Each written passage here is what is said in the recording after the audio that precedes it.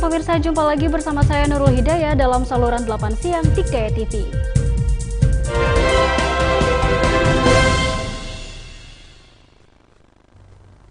Ikatan Dokter Indonesia meminta warga yang mengisolasi diri selama wabah virus corona tidak perlu khawatir dan menggunakan aplikasi kesehatan telemedicine untuk konsultasi dengan tenaga medis. Perkembangan terakhir, jumlah pasien yang positif COVID di atas 5.000 dan pertambahan tiap hari pasien yang dinyatakan positif sebanyak 300 orang. Ketua Ikatan Dokter Indonesia Daeng Muhammad Fakih mengatakan saat ini jumlah pasien positif virus corona terus meningkat dengan rata-rata pertambahan 300 orang per harinya. Menurut Fakih, meningkatnya jumlah kasus corona berarti pasien di rumah sakit rujukan dan rumah sakit darurat terus bertambah. Fakih meminta masyarakat yang melakukan isolasi mandiri tetap bersabar serta mematuhi instruksi pemerintah dan petugas kesehatan secara tertib di rumah dengan menjaga kebersihan kesehatan dan menjaga stamina dengan baik.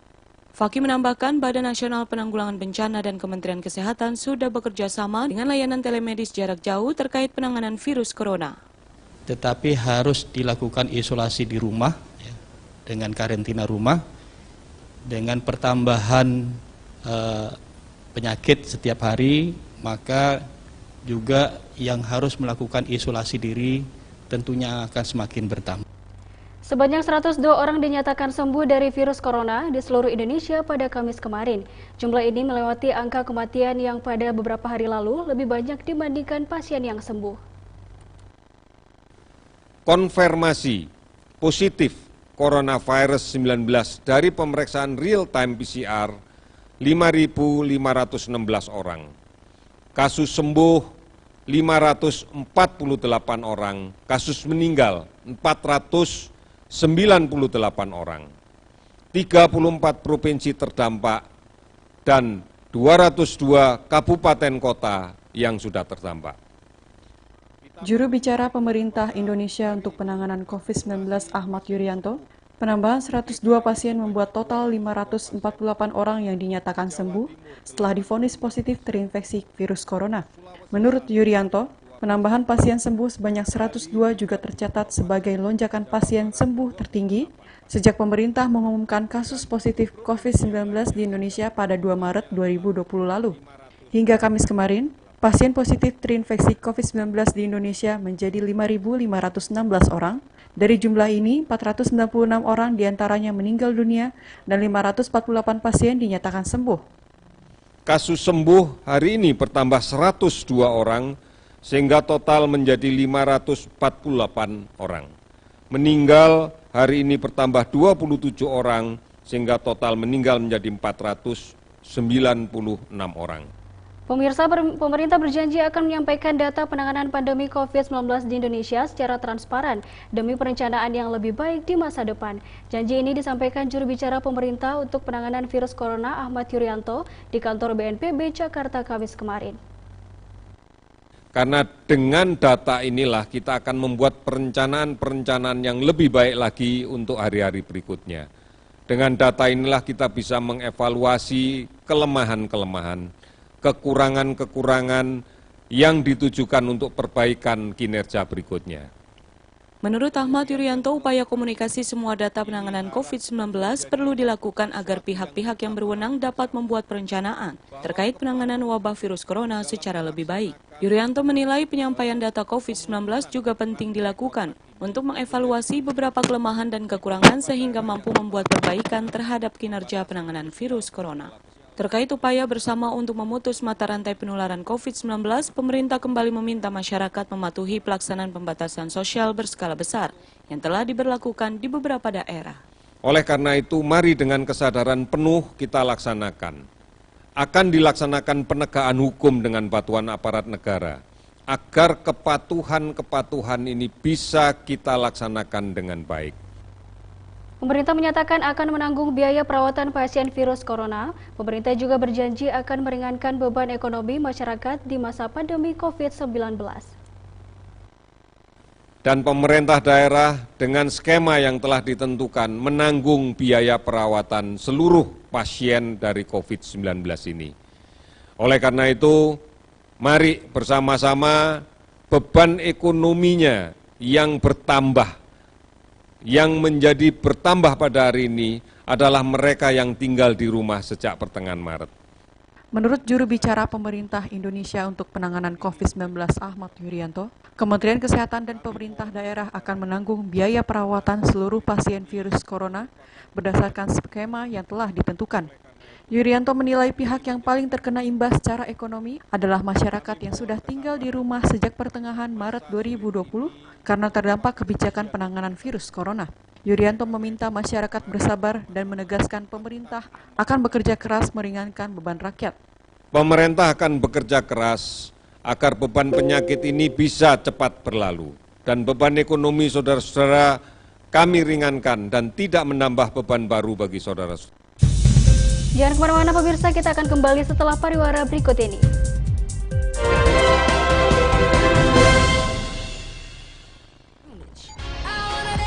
This is not even music. This is just noise. I can tell her how I feel. MJ, I am Spider-Man. Satu bangsa, mesaknya pun luhur jauh di awang-awang Indonesia sejak dulu kala. Wong bagus antena tekaku.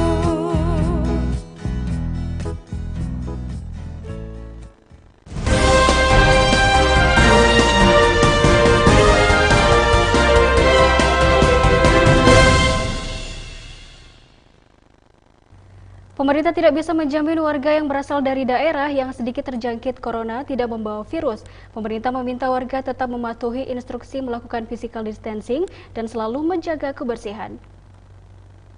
Yang kelima, Presiden telah memerintahkan bahwa salah satu bagian yang penting di dalam kaitan. Menurut juru bicara pemerintah untuk penanganan virus corona Ahmad Yuryanto, sangat penting untuk menjaga jarak di tengah wabah COVID-19 serta melakukan semua aktivitas di rumah.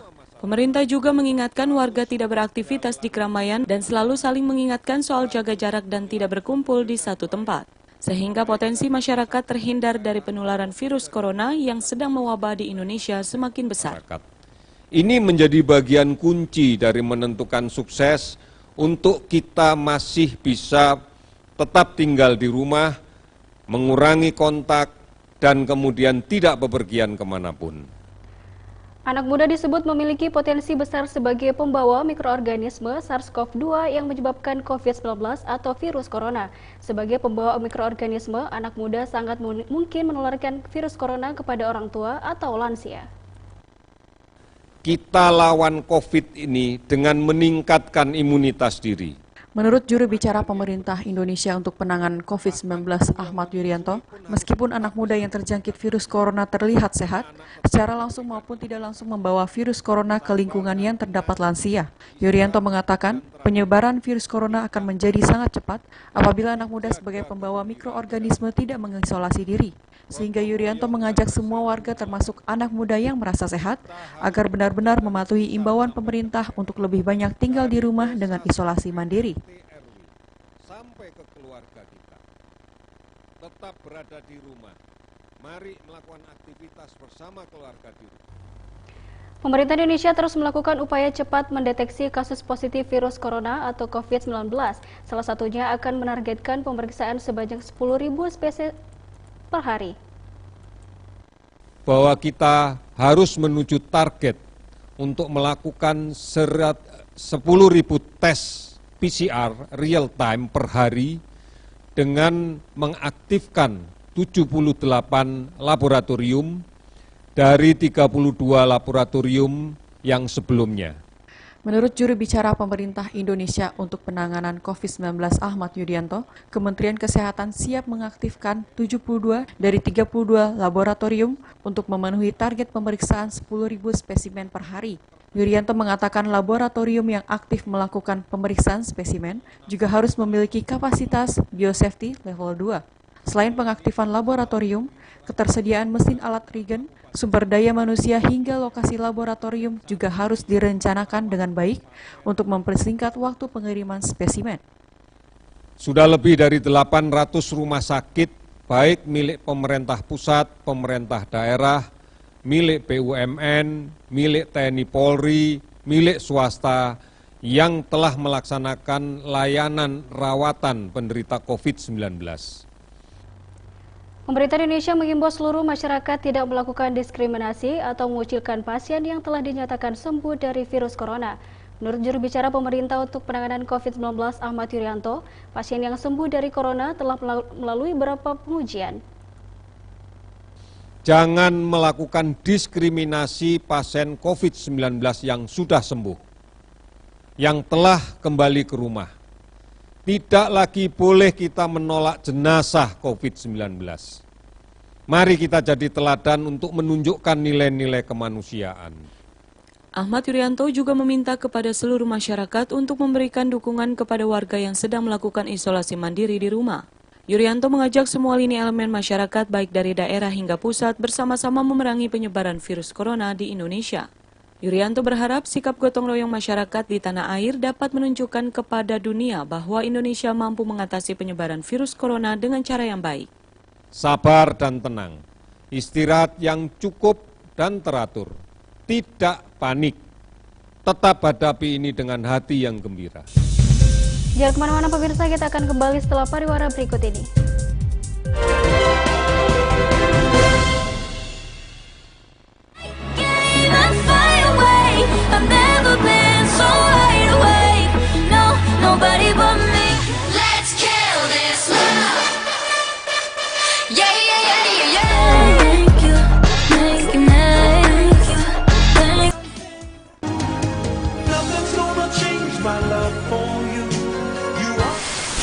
Hey Jude, don't make it. Section 1, the purple gang, let's rock. Everybody, let's rock.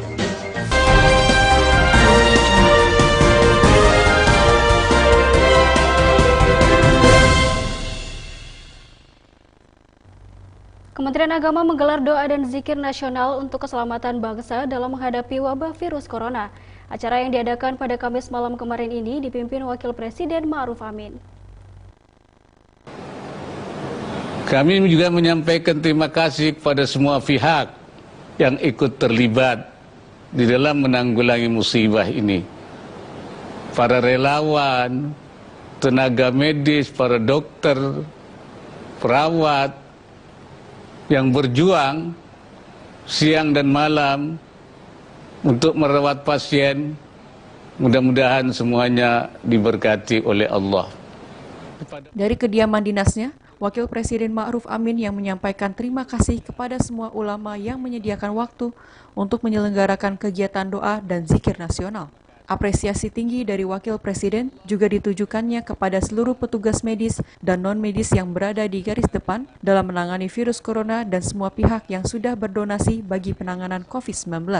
Dalam kesempatan ini, Wakil Presiden menyayangkan bahwa masih ada sekelompok orang yang menolak pemakaman jenazah pasien COVID-19. Wapres juga mengajak semua orang untuk senantiasa berusaha menjaga imunitas diri melalui olahraga, berjemur, hingga banyak mengkonsumsi vitamin. Untuk mereka yang membutuhkan, pada saat ini banyak saudara kita sebangsa dan setanah air, apalagi yang terutama yang terdampak, juga sangat memerlukan. Wakil Presiden Ma'ruf Amin mengatakan seluruh masyarakat untuk memiliki iman, imun, aman, dan amin selama pandemi COVID-19 di Indonesia. Pesan ini disampaikan Ma'ruf Amin dalam acara doa dan zikir nasional untuk keselamatan bangsa pada Kamis kemarin.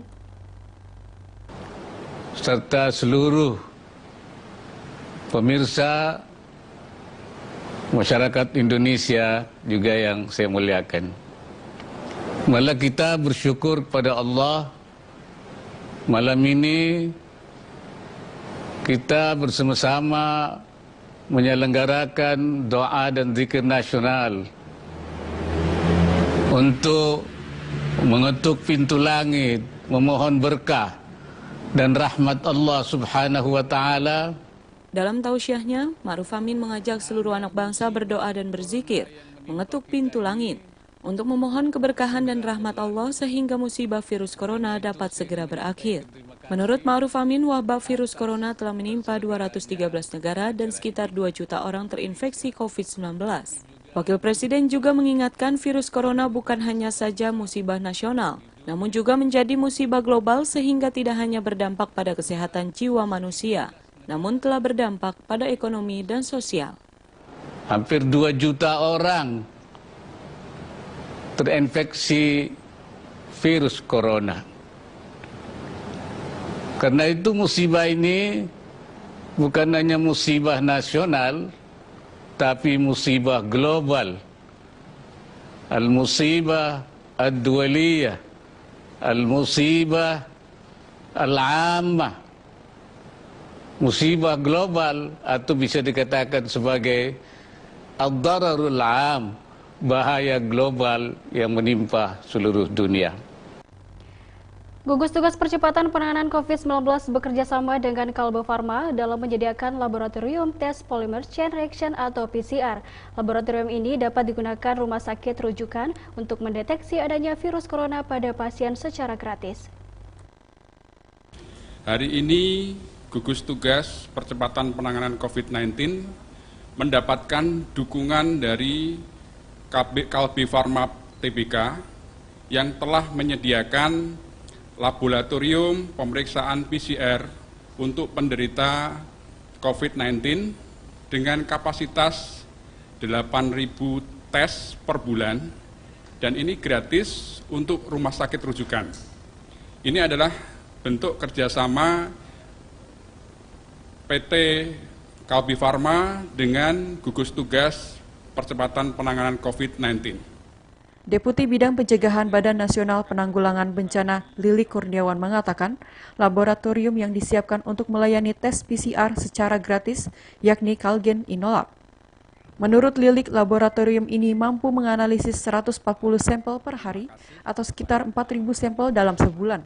Selain menyediakan laboratorium untuk tes PCR, Kalbe Farma juga memberikan bantuan rapid test sebanyak 10.000 buah, 20.000 alat pelindung diri, dan 1 juta masker yang akan disumbangkan untuk rumah sakit di Jakarta dan daerah. Pertama-tama atas nama Kalbe Group, kami menyampaikan turut prihatin atas merebaknya wabah COVID-19 di Indonesia dan dunia, di mana sudah banyak korban akibat wabah ini. Pemirsa, jangan kemana-mana, kita akan kembali setelah pariwara berikut ini.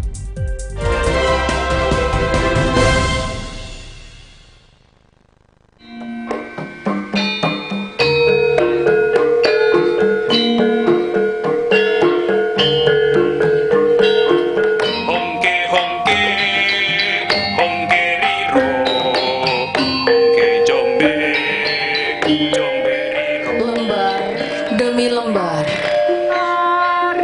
daun yang tersisa.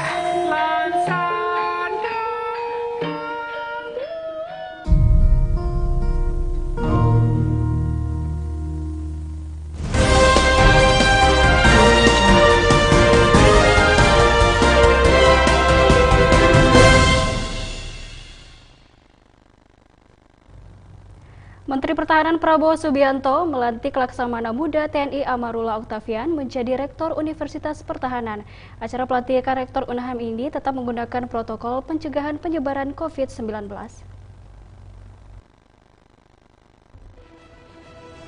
Menteri Pertahanan Prabowo Subianto memimpin upacara pelantikan pengangkatan sumpah dan serah terima jabatan Rektor Universitas Pertahanan. Pelantikan dan sertijab digelar di Aula Bhinneka Tunggal Ika Kementerian Pertahanan. Laksamana Muda Octavian menggantikan Letnan Jenderal Trilegiono Suko sebagai Rektor Unhan.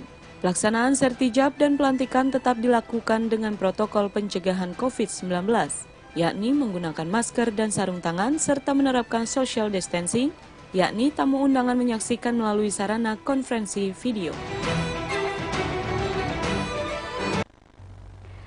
Kementerian Agama mengimbau umat muslim melaksanakan semua ibadah dalam menyambut dan selama Ramadan 1441 Hijriah di rumah untuk memutus rantai penyebaran virus corona. Himbauan ini disampaikan Rektor Jenderal Bimbingan Masyarakat Islam Phil Kamarudin Amin di Kantor Badan Nasional Penanggulangan Bencana Jakarta. Umat Islam di seluruh Indonesia yang kami hormati, dalam rangka untuk berperan bersama secara kolektif seluruh warga bangsa untuk memerangi, berkontribusi memitigasi potensi persebaran COVID-19. Kementerian Agama telah mengeluarkan sebuah pedoman untuk beribadah pada bulan suci Ramadan, menyambut datangnya bulan suci Ramadan. Allahumma barikna fi Sya'ban wa baligna Ramadan. Menurut Phil Kamarudin Amin, selama Ramadan 1441 Hijriah, kegiatan seperti buka bersama dan sholat tarawih dilakukan di rumah masing-masing, sementara peringatan nuzul Quran dan pelaksanaan tadarus di masjid akan ditiadakan. Kamarudin berharap pelaksanaan ibadah di rumah selama bulan puasa tidak mengurangi kualitas karena kondisi saat ini memang sedang darurat. Kamarudin juga mengimbau umat muslim di Indonesia menjadi pahlawan dengan melakukan ritual ibadah yang biasanya berjamaah di masjid menjadi di rumah saja. Buka puasa bersama ditiadakan, sholat taraweh dilaksanakan di rumah masing-masing, kemudian nuzulul Quran juga akan ditiadakan, begitu juga pelaksanaan tadarus di masjid akan ditiadakan. Kami berharap seluruh umat Islam di seluruh Indonesia agar tetap menjaga bersama physical distancing. Kementerian Agama mengingatkan masyarakat bahwa kebijakan pemerintah selalu berorientasi pada kemaslahatan umat, sehingga masyarakat harus membantu dengan melaksanakan kebijakan secara baik. Umat Islam di seluruh Indonesia dihimbau agar dalam melaksanakan ibadah, baik itu sholat dan segala aktivitas yang terkait dengan datangnya bulan suci Ramadan, diharapkan untuk tetap berada di rumah, mulai dari pelaksanaan ibadah puasa. Tentu kita berharap agar bisa dilaksanakan sesuai dengan fikih puasa. Direktur Jenderal Bimbingan Masyarakat Islam Phil Kamarudin Amin menghimbau umat Islam di seluruh dunia dalam pelaksanaan ibadah, baik sholat maupun segala aktivitas yang berkaitan dengan kedatangan bulan suci Ramadan dilaksanakan di rumah. Selain soal peribadatan, Kamarudin juga menghimbau masyarakat dalam aktivitas keseharian terus mengikuti protokol kesehatan. Seiring dengan pencegahan COVID-19 seperti mencuci tangan dengan sabun, menggunakan masker, dan menjaga jarak ketika berada di tempat umum. Mudah-mudahan pelaksanaan ibadah kita di rumah masing-masing insya Allah tidak mengurangi kualitas ibadah kita, tidak mengurangi pahala kita, karena kita sedang dalam keadaan darurat. Presiden Joko Widodo mengeluarkan 3 strategi untuk membantu para pekerja di industri pariwisata Indonesia. Menurut Presiden, sektor pariwisata paling merasakan dampak paling berat akibat pandemi virus corona. Restoran dan juga yang menyangkut rakyat, yaitu barang-barang kerajinan yang dijajakan di sana. Oleh sebab itu, langkah-langkah mitigasi perlu secepat-cepatnya dilakukan. Yang pertama, program perlindungan sosial bagi pekerja yang bekerja di sektor pariwisata ini betul-betul harus dipastikan. Presiden Joko Widodo mengatakan 3 mitigasi yang perlu dilakukan secepatnya, yakni program pelindungan sosial bagi pekerja yang bekerja di sektor pariwisata. Kemudian yang kedua, realokasi anggaran dari Kementerian Pariwisata untuk program padat karya bagi para pekerja yang bergerak di bidang pariwisata. Strategi terakhir, Presiden meminta jajarannya menyiapkan stimulus ekonomi bagi para pelaku usaha di sektor pariwisata dan ekonomi kreatif. Presiden menilai 3 strategi ini harus serius dilakukan agar industri pariwisata Indonesia mampu bertahan dan tidak melakukan PHK karyawan secara besar-besaran. Dan yang ketiga, penyiapan stimulus ekonomi bagi para pelaku usaha di sektor pariwisata dan ekonomi kreatif ini harus betul-betul dilakukan agar mereka bisa bertahan. Jangan kemana-mana pemirsa, kita akan kembali setelah pariwara berikut ini.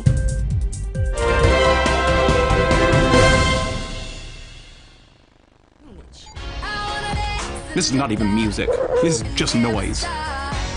I can tell her how I feel. MJ, I am Spider-Man. Satu bosan, mesatnya pun luhur jauh di awan-awan. Indonesia sejak dulu kala.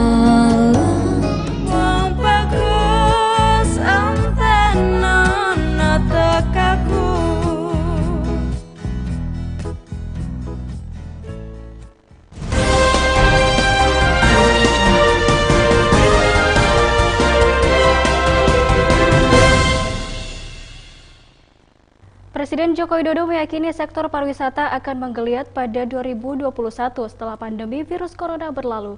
Menurut Presiden, pada tahun depan semua orang ingin keluar dan melakukan destinasi wisata. Saya meyakini ini hanya sampai pada akhir tahun. Tahun depan akan terjadi booming di bidang pariwisata. Presiden Joko Widodo mengatakan setelah wabah COVID-19 musnah, pasti akan ada hasrat untuk berlibur, apalagi setelah semua orang lama berdiam diri di dalam rumah. Presiden meminta para menteri untuk menyiapkan stimulus ekonomi bagi para ekonomi di sektor pariwisata dan ekonomi kreatif, agar dapat bertahan dan tidak melakukan PHK hingga COVID-19 musnah. Presiden Joko Widodo menjelaskan pukulan terberat dirasakan industri pariwisata dan kreatif selama periode pandemi. Omset hotel, restoran, hingga warga yang menjajakan cenderamata tergerus. Booming yang akan muncul setelah COVID ini selesai, itu tidak bisa kita manfaatkan secara baik. Itu aja yang saya sampaikan. Menteri Luar Negeri Retno Marsudi menegaskan pemerintah Indonesia selalu melakukan evaluasi kebijakan penanganan virus corona setiap hari. Langkah ini dinilai dapat memberikan dampak maksimal untuk melawan pandemi COVID-19. There will always be one minister or representative of authority that will join me in the briefing. Menurut Retno Marsudi, kebijakan yang diambil pemerintah sesuai dengan keunikan masing-masing negara, termasuk kondisi demografi, kebudayaan, dan ekonomi. Sehingga Retno mengatakan sejak awal virus corona terdeteksi di Indonesia, pemerintah sudah memiliki komitmen jelas untuk memutus rantai infeksi COVID-19. Melalui gugus tugas nasional, Indonesia aktif meningkatkan upaya terkait uji COVID-19 termasuk mengisolasi, merawat serta melacak pasien, dan yang melakukan kontak dengan penderita corona. While Pak Doni will focus on the policy of the government to fight COVID-19 and the way forward, Presiden Amerika Serikat Donald Trump menghentikan anggaran kontribusi kepada Organisasi Kesehatan Dunia atau WHO. Menurut Trump, WHO telah melakukan kesalahan dalam mengantisipasi virus corona. To effectively deal with COVID-19, I believe that we should not lose sight of the long-term perspective, which call for strengthening international cooperation to help bring our lives back to normal. Presiden Donald Trump juga menyebut WHO menutup-nutupi kasus penyebaran virus corona dan dianggap terlalu mendukung negara Cina. Menanggapi kabar ini, Menteri Luar Negeri Indonesia Retno Marsudi mengatakan, seluruh negara seharusnya sekarang lebih fokus menangani pandemi COVID-19. Retno menambahkan dalam KTT virtual bersama negara-negara ASEAN baru-baru ini, para pemimpin berkomitmen untuk menangani pandemi COVID-19 bersama-sama. Today I'm instructing my administration to halt funding of the World Health Organization while a review is conducted to assess the World Health Organization's role in severely mismanaging and covering up the spread of the coronavirus. Everybody knows what's going on there.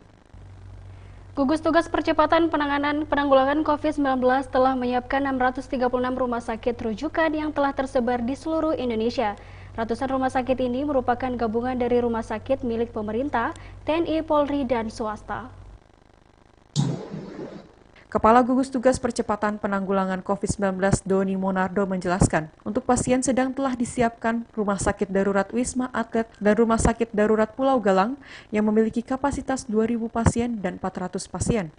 Doni mengatakan, Gugus Tugas COVID-19 juga telah menggandeng unicorn medis berbasis media agar masyarakat dapat berkomunikasi dengan dokter melalui dunia virtual, sehingga rumah sakit khusus diprioritaskan bagi warga yang memiliki keluhan berat. Across Indonesia. The limited supply of medical professionals and facilities. Baik pemirsa, berita tadi sekaligus menutup perjumpaan kita pada hari ini. Saya Nurul Hidayah beserta kru yang bertugas pamit undur diri. Terima kasih dan sampai jumpa.